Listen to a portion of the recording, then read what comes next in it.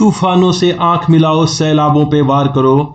तूफानों से आंख मिलाओ सैलाबों पे वार करो। मल्लाहों का चक्कर छोड़ो तैर के दरिया पार करो। मल्लाहों का चक्कर छोड़ो तैर के दरिया पार करो। नमस्कार दोस्तों, मैं दिग्विजय सिंह आप सबका बहुत स्वागत करता हूं दिग्विजय इकोनॉमिका में। कैसे हैं आप लोग और कैसे चल रही है आपकी जीत की तैयारी। दोस्तों, आज के वीडियो में मैकिन्सियन थ्योरी का एमसीक्यू जो कि सेकेंड पार्ट होगा, इस पे मैं आपसे करूंगा बात। तो बड़े ही कंसंट्रेशन से, बड़े ही मनन से इन सारे क्वेश्चन को सुनिए, ये आपके एग्जाम के लिए बहुत ही महत्वपूर्ण होंगे। तो आइए मिलजुल के खेल खेल में करते हैं एमसीक्यू केन्सियन थ्योरी का part 2। Number 1 question, effective demand can be increase by. आप जानते हैं किन्स ने कहा था कि रिसेशन से बाहर निकलने के लिए हमको इफेक्टिव डिमांड को बढ़ाना पड़ेगा। यहां पे प्रश्न ये पूछा गया है कि इफेक्टिव डिमांड को कैसे बढ़ा सकते हैं।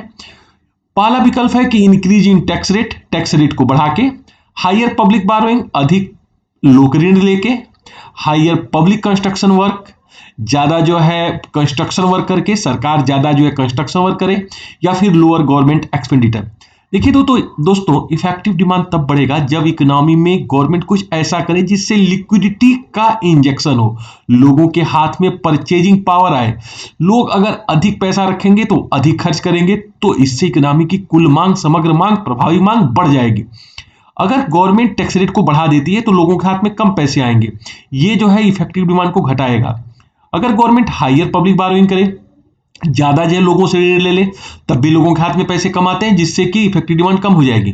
देखिए, अगर government hire public construction work करे, गवर्नमेंट रेल बनवाए, पुल बनाए, सड़क बनाए, तो इससे इकोनॉमी में ज्यादा मनी आएगा और ज्यादा जो है इकोनॉमी में कैश फ्लो होगा, जिससे इकोनॉमी में इफेक्टिव डिमांड बढ़ जाएगी। तो सही आंसर है हायर पब्लिक कंस्ट्रक्शन वर्क। आइए सेकेंड नंबर के क्वेश्चन को देखते हैं कि वो बहुत महत्वपूर्ण प्रश्न है, वो है इफेक्टिव डिमांड डिटरमाइंड बाय।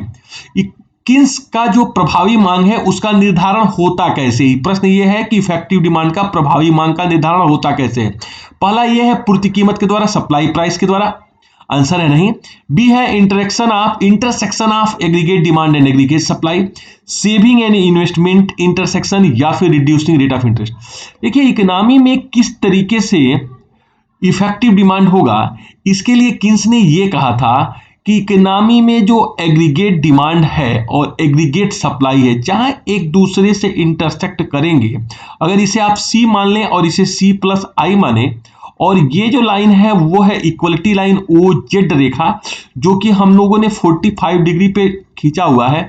तो जहां पे आप देखिए सी प्लस आई जहां इसे इंटरसेक्ट करेगा, वहीं पे इकोनॉमी की इफेक्टिव डिमांड होगी। इसका मतलब ये हुआ कि इकोनॉमी में जो प्रभावी मांग होती है वो एग्रीगेट डिमांड आप जानते हैं कि इसके वहां सी प्लस आई, या फिर आप कहिए सी प्लस आई प्लस जी, ये इकोनॉमी की कुल मांग या कुल व्यय है।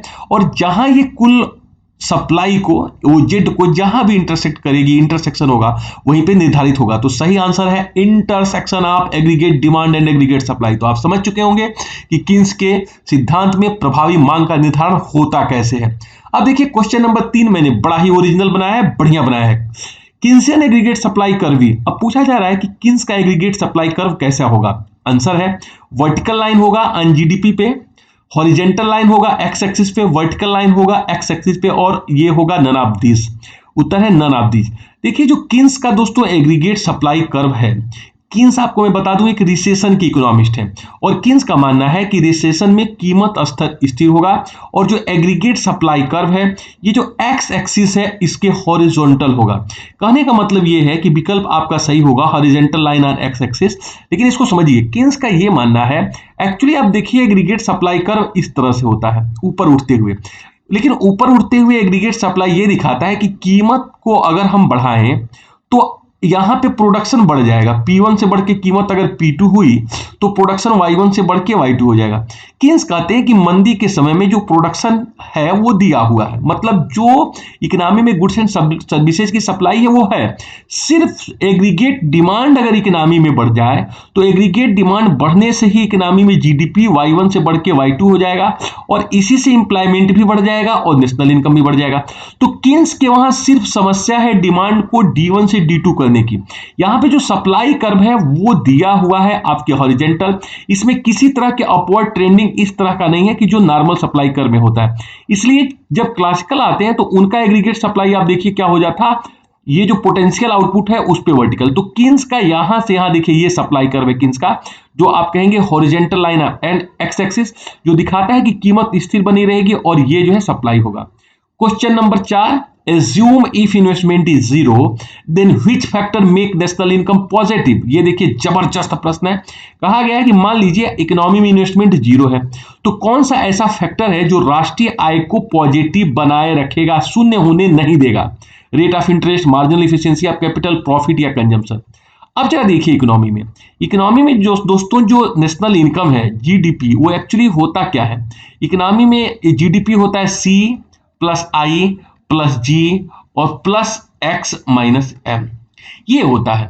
इकोनॉमी में consumption demand, investment demand, government demand और एक्सपोर्ट और इंपोर्ट का डिफरेंस।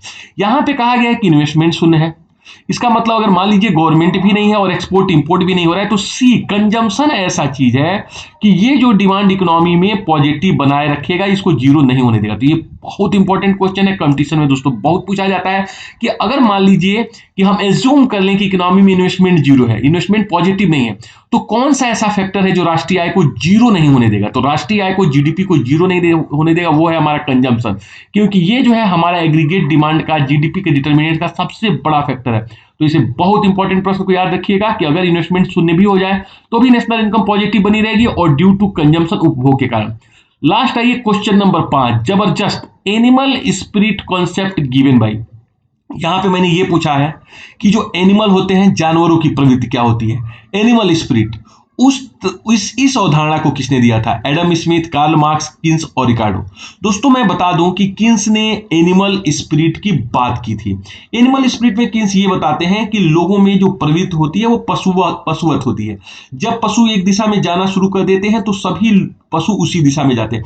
ऐसे ही जब आप देखिए इकोनॉमी में अगर कोई प्रॉब्लम चल रही है और लोग गलत डिसीजन ले रहे हैं, तो एक भीड़ की तरह से लोग गलत डिसीजन लेंगे, और अगर पॉजिटिव ऑप्टिमिस्टिक अप्रोच अपनाएं तो वो भी पॉजिटिव लगातार देते रहेंगे। तो यहां पे एनिमल स्पिरिट की बात किन्स ने उठाई थी और किन्स ने इसे इकोनॉमिक एनालिसिस की व्याख्या में एनिमल स्पिरिट शब्द का प्रयोग किया। तो नो डाउट दोस्तों ये आपसे पूछा जा सकता है एनिमल स्पिरिट पे। तो दोस्तों कुल मिला जुला के यहाँ पे 5 इंपॉर्टेंट क्वेश्चन जो ये था किन्स से संबंधित, और ये हमारा पार्ट 2 था। इसके पहले मैंने पार्ट 1 बनाया है, उसको जरूर देखिए। ये सारे प्रश्न अगर यहाँ पे आप लोग डिस्कस कर लेंगे तो जब एग्जामिनेशन के हाल में बैठेंगे ना, तो ये दिग्विजय सिंह की वाणी आपको सुनाई देगी और आपको समझ में आएगा कि क्वेश्चन ऐसे ही किया जाएगा और ऐसे होगा। हिम्मत मत हारिएगा, लगे रहिएगा, लगे रहिएगा, लगे रहिएगा, लगे रहिएगा, तो कुछ अच्छा होगा, कुछ बड़ा होगा, कुछ करके दिखाओ, कुछ बन के दिखाओ। Thank you so much for watching Digvijay Economica. और फिर एक बार फिर, तूफानों से आंख मिलाओ, सैलाबों पे वार करो। तूफानों से आंख मिलाओ, सैलाबों पे वार करो, मल्लाहों का चक्कर छोड़ो, तैर के दरिया पार करो। मल्लाहों का चक्कर छोड़ो, तैर के दरिया पार करो। जो भगवान ने आपको काबिलियत दी है, जो आत्मविश्वास दिया है, जो करने की क्षमता दी है, उस क्षमता का पूरा का करिए उपयोग। आप कुछ अच्छा करेंगे, आप बड़ा करेंगे, कुछ अच्छा, कुछ बड़ा करके दिखाओ, कुछ बन के दिखाओ। चलिए, thank you so much for watching Digvijay Economica. God bless you.